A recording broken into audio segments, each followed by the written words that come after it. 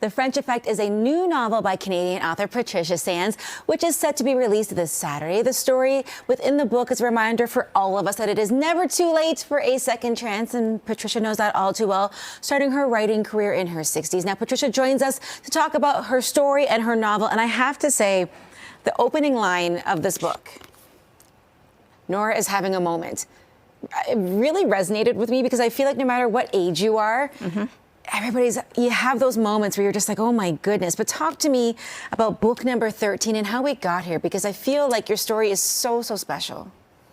Thank you. Well, I'm delighted to be here and really thrilled to be talking about The French Effect. I've loved writing all my books, but this one is sort of extra special.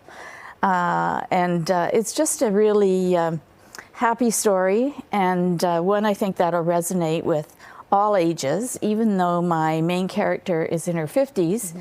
She has a 29-year-old daughter who plays an active part in the story. And there are women up into their 90s that are also an important part of the story. So it was fun to write. And I love how it touches on places where I've been, and when you talk about portions of Ontario where it's a beautifully written story, but you also have this really lovely connection to everyone here at home. How important is that to you to keep that connection in the story that you're telling here with the French Effects?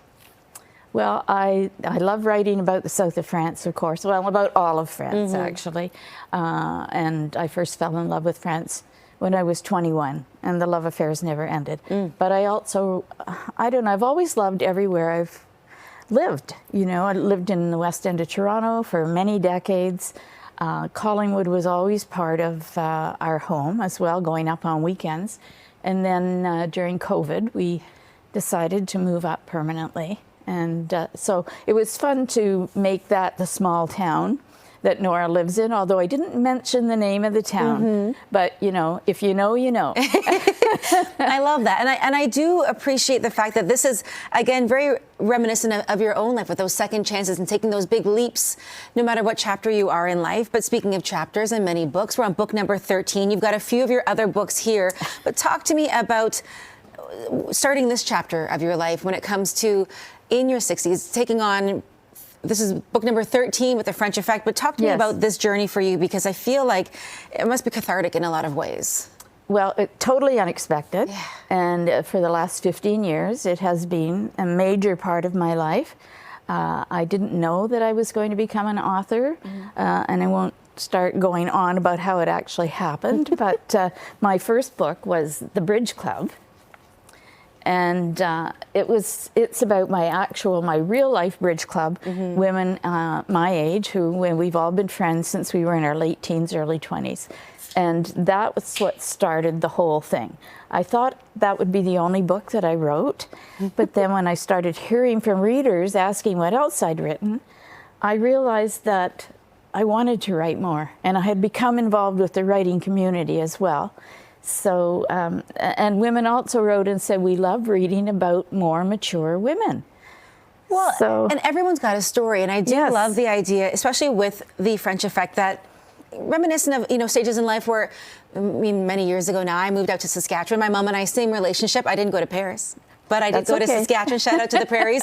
But it was really lovely to have that connection back and forth, and the FaceTimes and the phone calls and trying to figure all that out. So I really resonate with that. And then we were talking a bit earlier off camera about chapter 3 with that big move. It's a big leap, not to give too much away, but there's a big leap that Nora has to take, one of your leads.